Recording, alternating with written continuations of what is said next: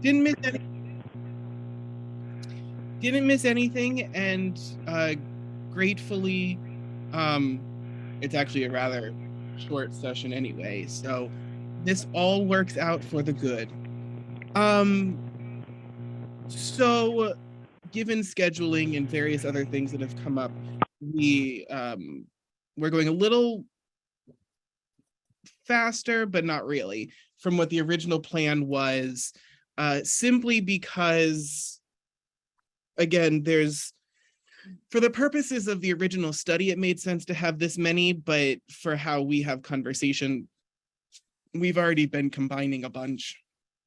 Okay. So we are so now, last time we met, we talked about all of those papal bulls, the doctrine itself of discovery, the idea that when one encounters non-Christian peoples, they can be enslaved in perpetuity and everything they have taken, for whoever finds it, and that is binding among the European nations. And that is something that stays in effect for quite some time. And there's some arguments going on now of whether or not that doctrine has ever actually been repealed or overturned. Certainly we know that it's not one of the more popular as far as shared doctrines currently. So it may just have aged out. So just a reminder that we talked about these 5 papal bulls. Dum Diversas was the first one, Romanus Pontifex, Inter Caetera, Sublimis Dei, and Indecens Videtur. All of these sort of adding on from the ones before them. But there's still, whether or not we subscribe to Catholic doctrine, which by the time that most settlers come to the contiguous United States, the sort of continental United States, many of them are not Catholic, with exceptions, obviously, but most of them are not, because most of them come from more northern portions of Europe. In particular, we know from England come this way. And sort of the story we've told ourselves after a few successful and less than successful attempts in Virginia, that we sort of have the Pilgrims. We have the Pilgrims who come in 1620 and land on Plymouth Rock, and that they were leaving England, right? This is the story we still tell in history class. They were leaving England because of religious persecution to find a place where they could express their religious freedom, and that is the foundation of who we are, and that's what they came for. And they weren't Catholic. Arguably, they weren't under those papal bulls.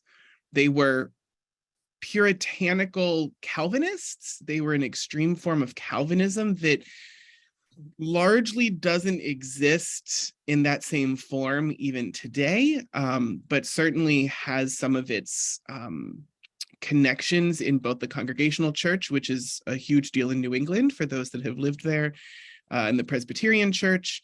But the form of Puritanism just does not exist in quite the same way today. So it's sometimes hard to wrap our heads around exactly everything that came with this landing. But the other part of the story that doesn't often get told is that the North American continent was not the first destination of the Pilgrims. The Pilgrims were indeed finding that there was some issues back in England, and certainly for anyone that knows English history and all the issues of the Civil War and everything else. So a relatively large band of Puritans decided that they were going to leave England so that they could find a place that would be more open to their expression of Christian faith. And so they go to Holland, which at the time was to this day is a relatively liberal, open-minded place, and they thought that they could stay there, and they actually end up basically being kicked out of Holland for being too extreme. Whoa. Not just too extreme in their own observance, but too extreme in the idea that the observance of faith, of their observance of their faith, necessitated involvement in government, in use of land, in all these sorts of things. And so they leave there to come to North America, being given a grant of some land from those that at the time thought they owned the land. So they come and land at Plymouth Rock, at Plymouth Plantation in Massachusetts, and they discover this land, and they are just such good neighbors. And why all these sort of savage natives have any issue with this story, who knows? But they're just such good neighbors. Which, again, we can get into all the details of the real story, but the story we tell ourselves to give ourselves a history is not always entirely truthful. And this is in particular one of them, as those that settled decided to expand into otherwise unsettled by Europeans land, bringing with them weapons that had never been encountered by the natives and diseases that had never been encountered by the natives. Yeah, it becomes problematic, as does, by the way, fascinating conversations to be had about when settlers land in North America and the climate and the effect on agriculture at the time. So that not just did the settlers not know what they were doing to grow crops in a strange land, many of them not thinking they were going to have to be the ones to be growing those crops anyway, but also the ideas of various famines and flood seasons that meant that food storage and food growth, even for those who were already living here, it wasn't a good time for anybody. So anytime that we read about an unwillingness of natives to be more generous, to be more into trading, to be more into all these things that those that landed thought would happen, it's because there wasn't enough food even for those that were living here. And now we were adding a whole bunch of people that didn't even know how to do their own fair share of growing. So there's a lot around this, and we can all continue to tell the stories that we learned growing up and the stories that our families have told and all of these things. But the idea being that this is another form of discovery. This is another form of living into this doctrine of discovery, even if we aren't Catholic, right? The Puritans really could not get further from the Catholic Church of the time. And yet there's still this sense of, we landed here, it's ours now. For the land and its use, right? We've been given a charter from England, and so we can live here. Mind you, people had been living here from time immemorial, but that doesn't matter because the King of England said we can live here. This is where we get this story in particular, although there's some competition between Virginia and Massachusetts about who actually had the first Thanksgiving.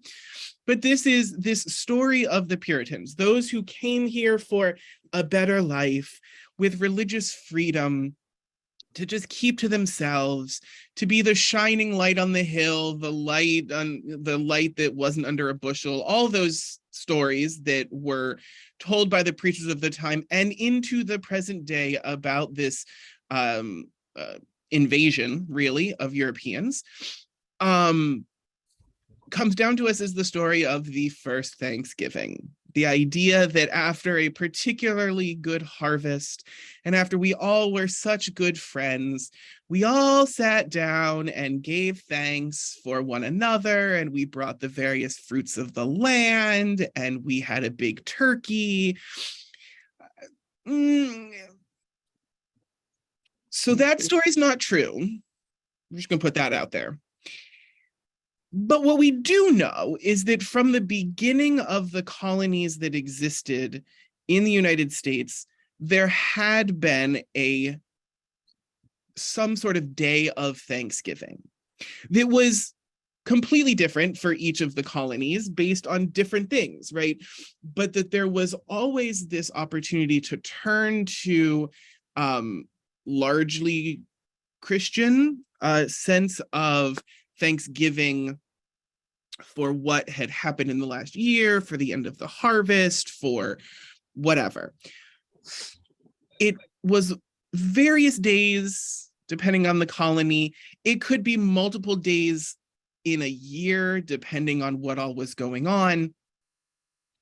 And it's not really, and George Washington certainly lifts up the idea of having a day of Thanksgiving.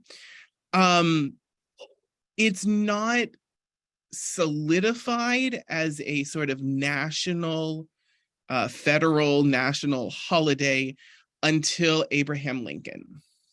And Abraham Lincoln's the first one after 40 years of petitioning by Sarah Josepha Hale.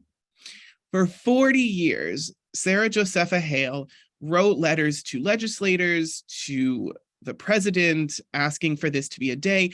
And it's largely from her, a descendant of the original Mayflower, that we get a lot of the story of the first Thanksgiving, which, mind you, even if she had been doing it for 40 years, it's not like she was there in 1620, 1621, right? I mean, this is well beyond that. 60 something.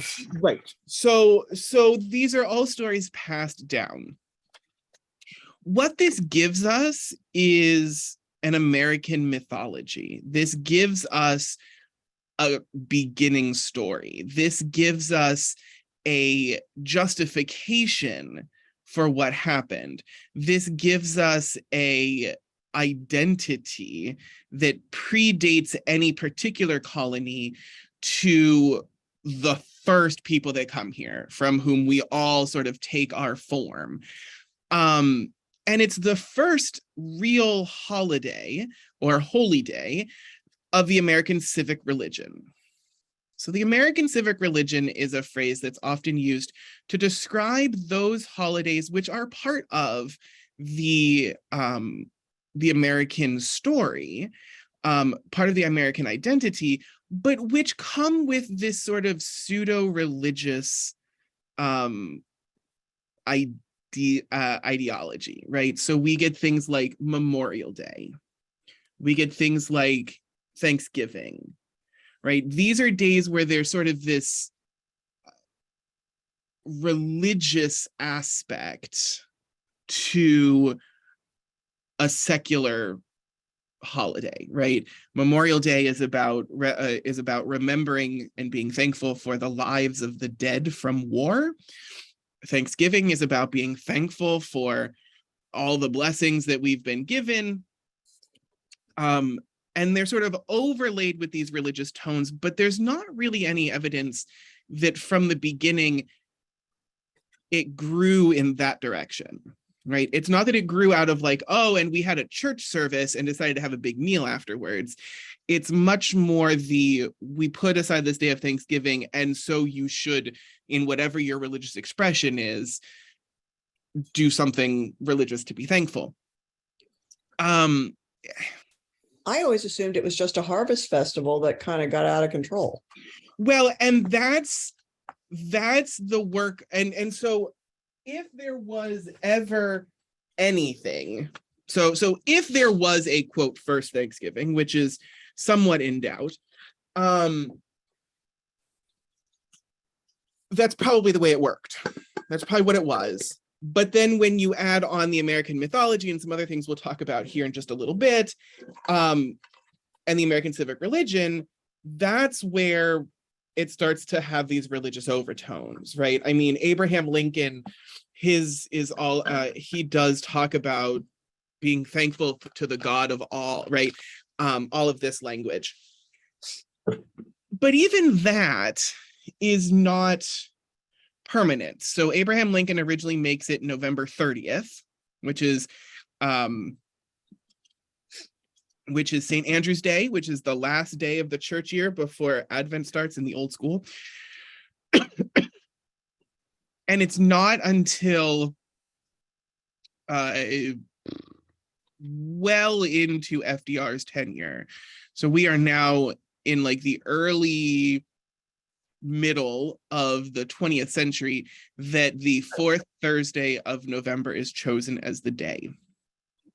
Because one thing FDR does early on in the height of the Depression and sort of its aftermath is to say we should move Thanksgiving from the 30th to the second to last Thursday in November, with the express intent that that extends the Christmas shopping season.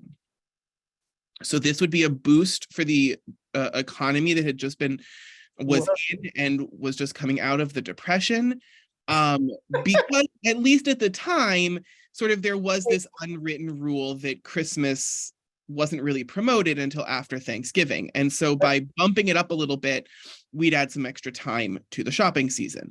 And still you see the vestiges of that, right? In the Macy's Thanksgiving Day Parade, right? The last person on Thanksgiving that pops through is Santa Claus. I still, in my family, in my household, you can't talk about Christmas till Santa crosses the line, which is at 12 noon East Coast time. And there have been public declarations about that, which, by the way, the first year that FDR moves it, it's not popular, partly because he announces it only about a week in advance. Oh, that doesn't give people time. So some folks change it, some folks don't. And there's a number of years where there's actually 2 Thanksgivings because no one can decide what they're doing until by presidential and act of Congress, it is officially enshrined as the fourth Thursday of November, which is why it always moves. And there have been declarations, right? JFK makes a big declaration about Thanksgiving where he actually tries to assuage both those citizens of Massachusetts and those citizens of Virginia who claim to have had the first. But the idea is that we still have stories, given our topic right now, which is resolutions around the doctrine of discovery, we still, to this day, like with Columbus Day, have Thanksgiving, which is another story where we have allowed the mythology to sort of run away with the story. That this isn't, that there still is an element of the holiday that involves that it has to have been pilgrims and Indians sitting at a big long wooden table in Plymouth Plantation, right? That's still, if we think about Thanksgiving, that's still part of the story. Whether or not any of us have tried to reclaim it, whether or not we mention it, that's still part of what we tell is the reason for this holiday, right? Why do we even have this holiday? Because of this story. What I will say as a side note is that Thanksgiving is not a religious holiday. We have resources for a day of Thanksgiving in our books.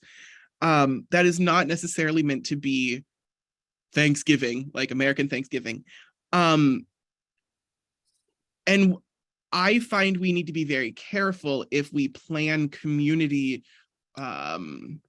worship, prayer, etc., something religious, that we're mindful of both the myth that we inherited and also how it's now expressed, right? Because now if we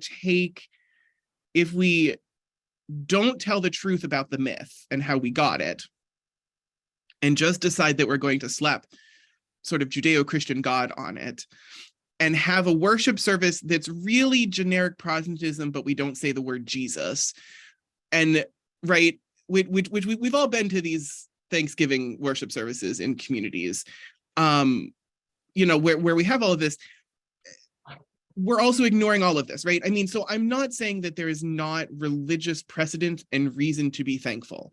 I am not saying that we should completely get rid of it. I'm just saying we need to be aware, given the fact that it's 2022 and we have umpteen resources and the connectivity of the internet to learn the truth directly from descendants of these people, like the Wampanoag in Massachusetts, who do not celebrate Thanksgiving, but observe it as a day of mourning.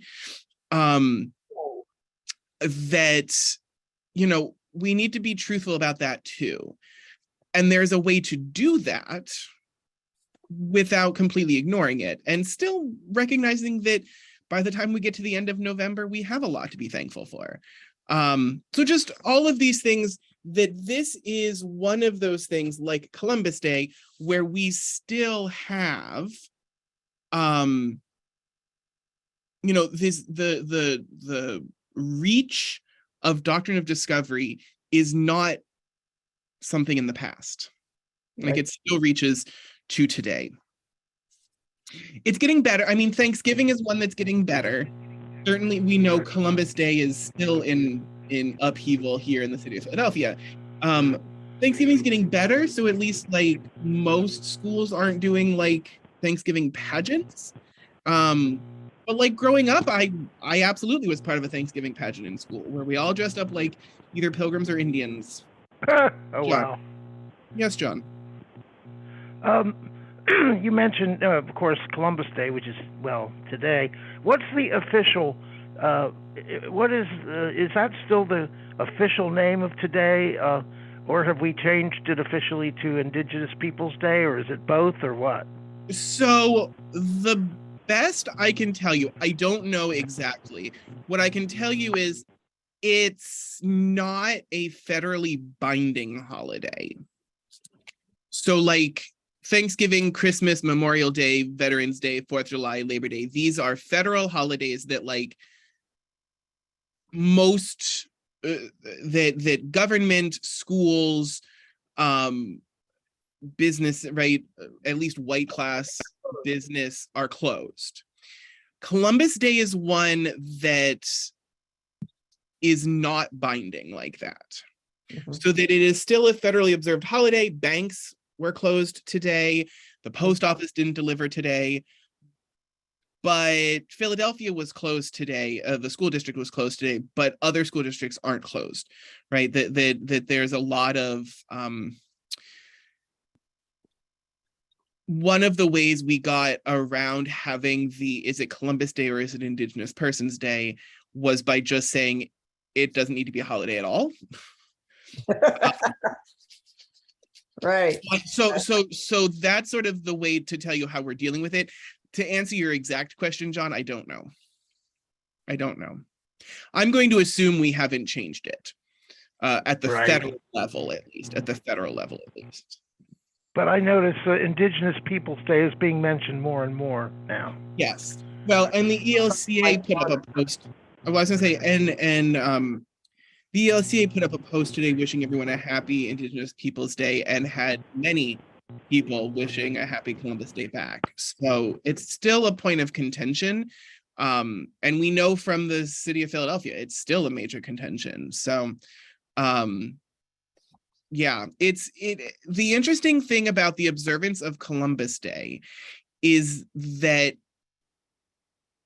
it ends up being a clash of ethnic and national backgrounds, so that Columbus Day for a lot of people becomes almost an Italian heritage day because they take credit for Cristoforo Colombo being Italian. And so by saying we shouldn't be recognizing someone who came and enslaved people, it becomes a we shouldn't celebrate Italian people.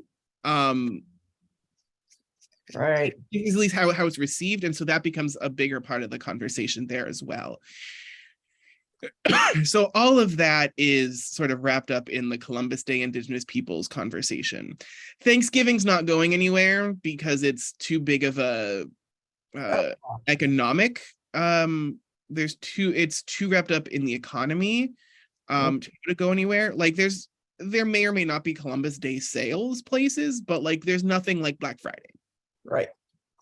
which starts on Thanksgiving. Before Thanksgiving.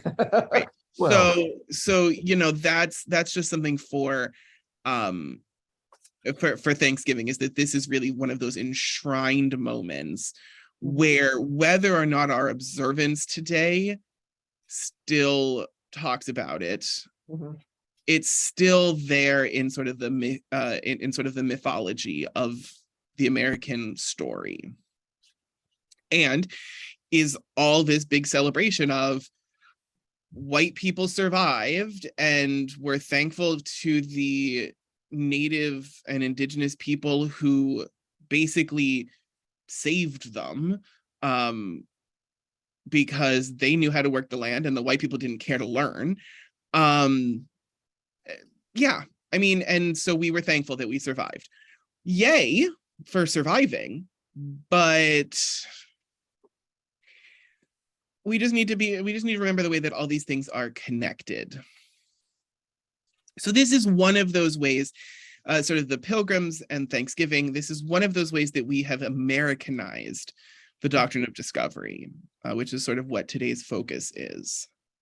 Manifest destiny is another. Oh, This God. is one that I'm sure we all learned in history books. It's still taught in history books because it was a real thing, right? So one of the things that we need to be mindful of when talking about these things is that it's not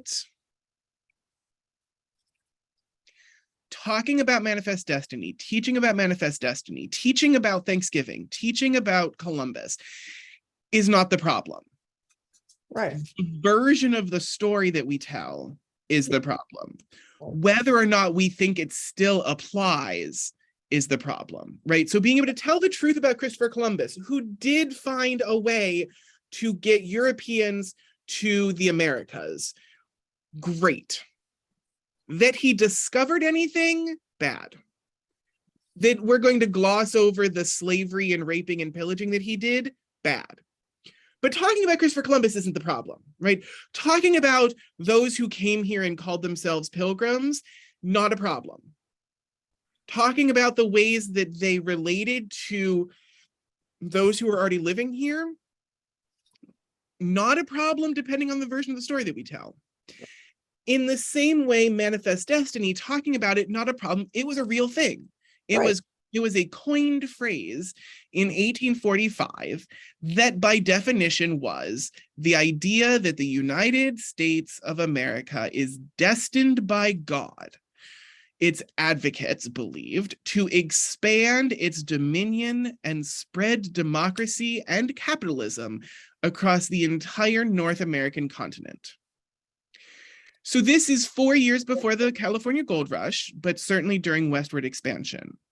But the idea here is not just, oh, look, there's land that we might want to go to because the current United States is getting kind of full. So let's move westward. Let's have conversations with the people that are there. Let's learn how to work the land. This was an idea that, no, God wants the United States to reach from sea to shining sea. This is what God wants.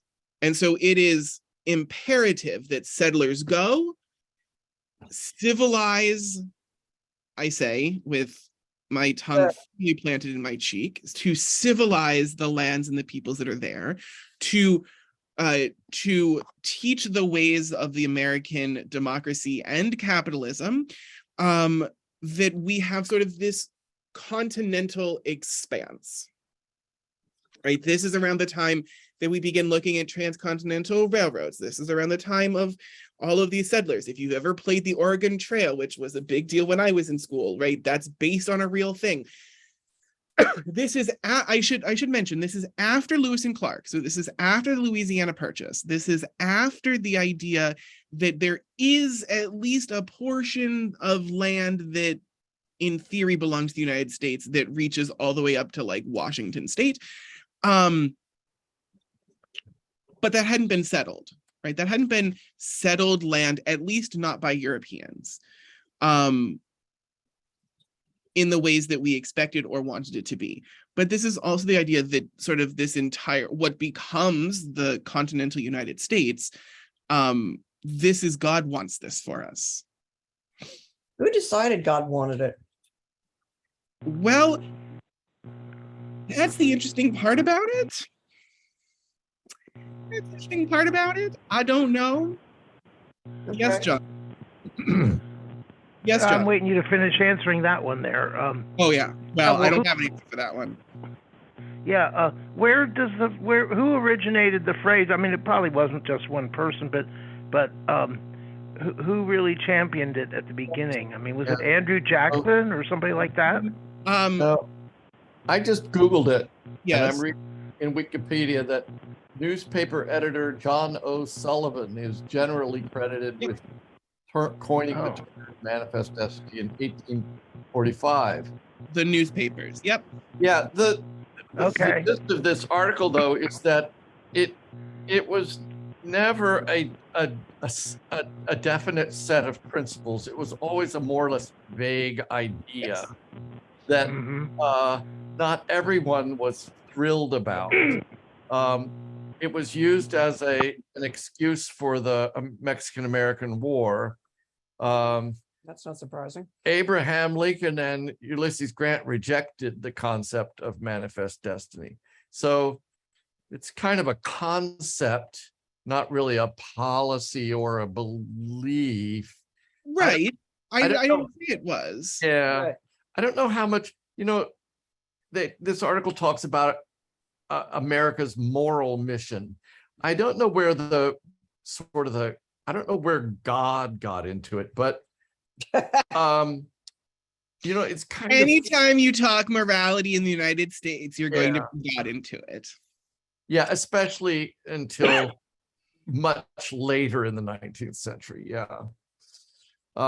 So Well, and I would argue into 2022. even now, I right. was about to say, Problem. But I think, something that I tend to forget is that for a long time, certainly in the 17th century and much of the 18th century, almost everybody in this country was connected with some form of Christian church.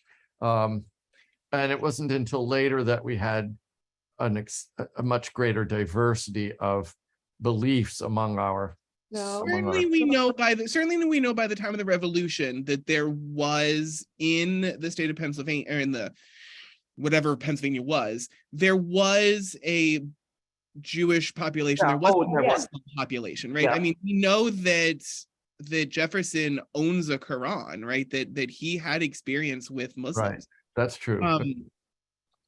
I think the broader diversity of religion is largely not the diversity is largely among Abrahamic faiths for a good long while, That's right. until really we reach Asia, right. and until African those of African descent come here of their own accord and not under the and not enslaved. Slaves, right.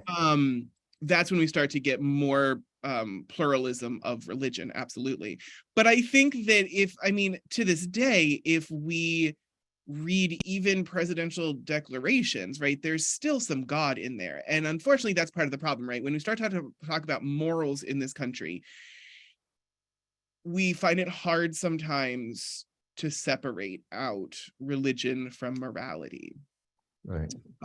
Not on an individual basis, but just sort of as a society. That's something that we find a hard time doing, right? It's how we get to lots of other arguments that we can have around marriage equality and abortion and everything else, that all the defense of largely is because the Bible says so. Yes, John.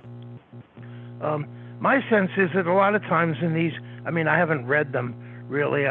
Maybe this is my impression, though, that a lot of times they use the word providence instead of God. Yeah. A lot of times. Mm-hmm. Yeah, creator, providence, God of all, right? I mean, there are many places, but there's still sort of this religious aspect to it. That's not so much the point. The point is that there is this, while, thank you for pointing out, Tom, not entirely universal, but still very large understanding that there is this destiny, whatever you want that to be, whoever you want to be the perpetrator of that destiny, but there's a destiny for the United States to sort of control what ends up being the contiguous United States. Now, certainly we know it takes another 100 years for there to be even 48 states, but there's something there.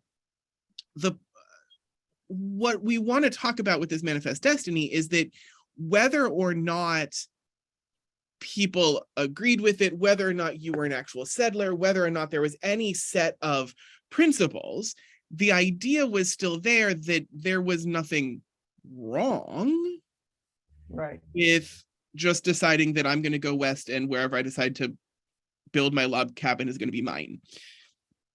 And we're going to build, right? That this influences then sort of relationships between citizens of the United States and citizens of indigenous nations, which involves the Mexican-American War, which involves the Indian Removal Act, right, which comes after this, right? All of these ideas are that,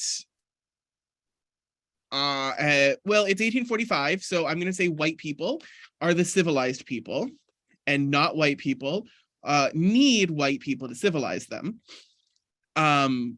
Right? All these things are tied up in this. The other thing for us to remember is that it was a thing at all, and that it's something that's still taught in school books, is one of those places where it wasn't as innocuous as we sometimes want to tell ourselves. Mhm. That's just something for us to be aware of. This picture, which unfortunately, John, I understand you can't see, but this is the Great Manifest Destiny painting, right? This is the idea where you see the trains moving west from the Missouri, Mississippi area. These are the trains, the telegraph, the settlers Ooh. who are coming from the east and are pushing, you can see on the left there, pushing the native people away, and Wow. as you see, are pushing the bison away.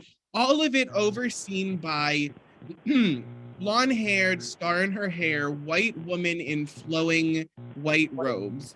A goddess. Oh. Is, if you Who remember, is it? it's Columbia. Oh, Oh, Columbia.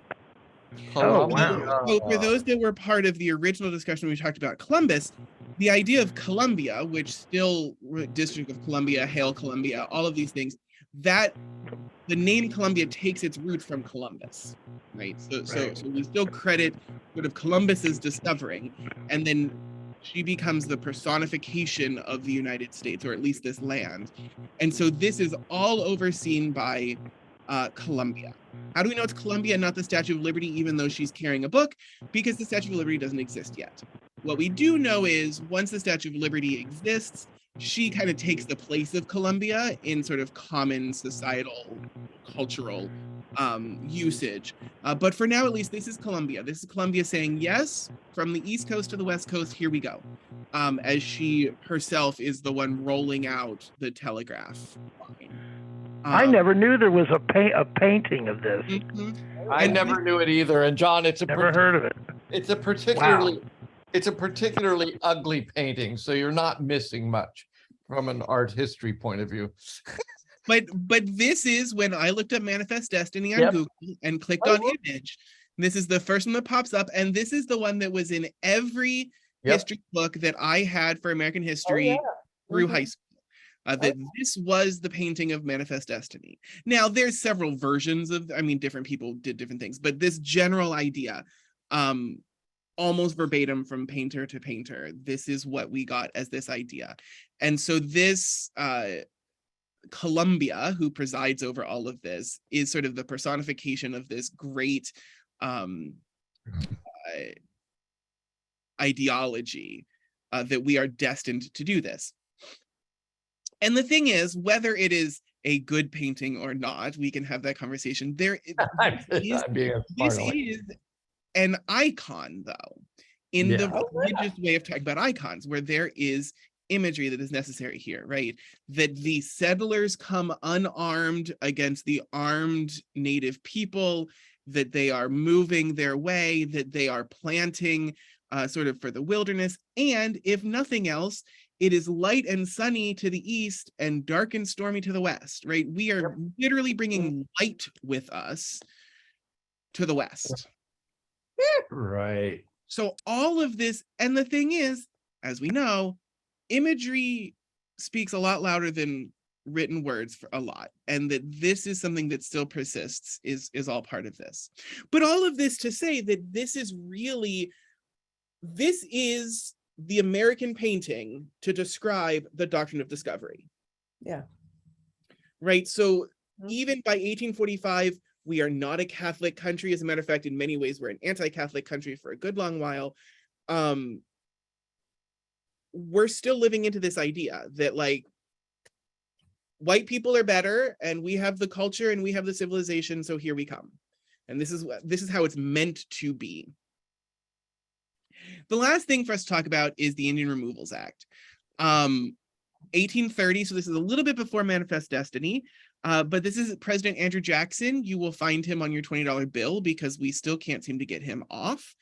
But this is President Andrew Jackson presided over this, largely because there were citizens, it begins in its very infancy, it begins with citizens of the state of Georgia complaining about the Cherokee and the Choctaw that they want the land. They're on good land. And white citizens want the land. And so what ends up happening is what becomes known as the Trail of Tears, which is really multiple trails of tears, which is sort of the movement by the federal government of indigenous people off of their ancestral homelands, off of their sacred lands, onto reservations, with this idea that it is mutually beneficial, with the idea that it's helping, with the idea that it's easier to give services if they know where everybody is, right? That these are otherwise unsettled lands. The problem is you move people from Georgia, hot, humid, there's water, there's forests, right? There's green space, and you move them out to the Midwest, the far Midwest, Or the West West. Midwest, and say, here is your land. So now not only are you not around your sacred land, your ancestral land, right? This is basically saying, no matter how many generations you've buried in the churchyard, you must live 5 states away for the rest of your life. So regardless of all of that, now you've put people who are land-based on land they don't know how to tend. Right. And basically say, good luck. I mean, this is also, we also know the various stories from the Trails of Tears of smallpox-laden blankets and everything else, right? That this was not in any way ever even remotely meant, regardless of what the public-facing statement was. This was never meant to be beneficial to the Native and Indigenous people. This was meant to thin the herd. This was meant to be sort of that death march that, and that's the thing, we talk about these death marches post-Holocaust. This is death marches, right? This is, you're going to walk until we tell you that you're where you belong. Good luck. Which poses ongoing issues. So it poses ongoing issues to today of people that cannot trace their lineage, of entire tribes that are dead or dying, of languages that have died, right? There are untold numbers of languages that have died because not only have they moved from their ancestral places, many of them died in the process, but in the process, there was also the assimilation, right? There was forced assimilation, there was boarding schools, there was everything else. Not to mention the ideas that reservations today are some of the highest, have some of the highest rates of rape, of murder, of substance abuse, of mental health issues, of undereducation, because what the agreement becomes over time is that tribes are sovereign, right? That tribes can preside over their own dealings. And that sounds like a really good and just thing until what it means for the United States government is we don't have to waste money for those who appeal to us. We will turn it back to your tribal lands. So that's just something for us to realize, is that this still has impact on the fact that there were untold numbers of tribes and languages in the in sort of what is now the United States that are down to very, very few, a countable number. So those that did not die on the way were placed in reservations thousands of miles away, right? And in a time where maybe they would have had horses if they weren't taken from them. But travel is not great, right? So you're really distancing people from their sacred lands. We still see that today with several national parks that folks want to drill for oil in incredibly sacred land. Look at Standing Rock, right? I mean, that part of that is that is sacred land. So here, for those that want more information on sacred land, this website is native-land.ca.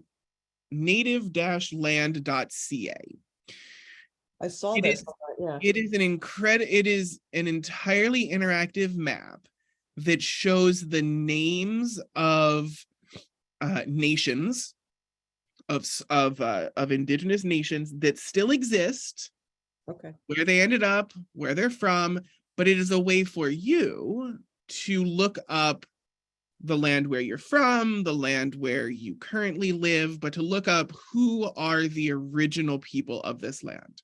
Mhm. And you can do it around the globe. I mean, you can really do this around the globe. It's entirely interactive. But it's a really interesting one. And what you see here is just how many there are. And this is just today, right? It's if you sort of zoom in and you can somewhere there's a time interaction, you will see how many more there are. So we really end up with seeing just how many actual peoples there are,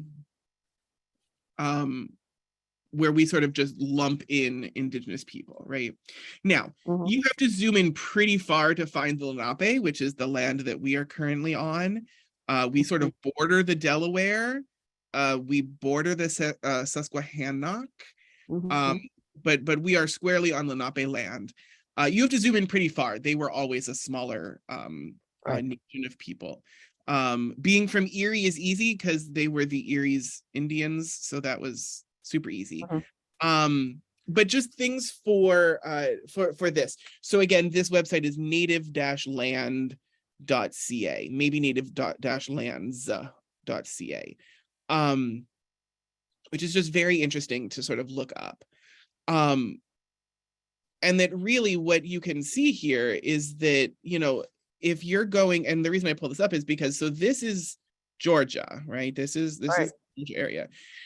Georgia ends up all the way, you know, they move all the way up into sort of this area that, you know, isn't great. Actually, I apologize. The Choctaw end up down here. So, I mean, but still, you're talking major movement sort of out past the Mississippi. Right, to something that's more desert than what they're used to. I mean, coming from Georgia and moving to like northern of Texas and stuff like that. Yeah. Yeah.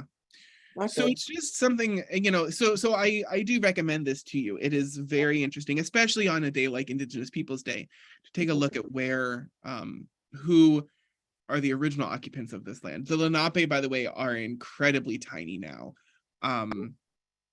They largely died off because there are eastern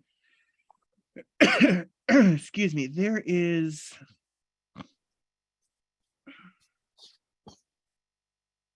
Peoria, some of these names that you see here, sort of in the Midwest, upper Midwest, some of these names that you recognize will actually sound a lot like names from the East Coast, because the places on the East Coast are named for them and they got shoved over here, right? I mean, so this isn't simply a Southern thing. This isn't just a one-time thing. This is sort of this westward push. Some of it,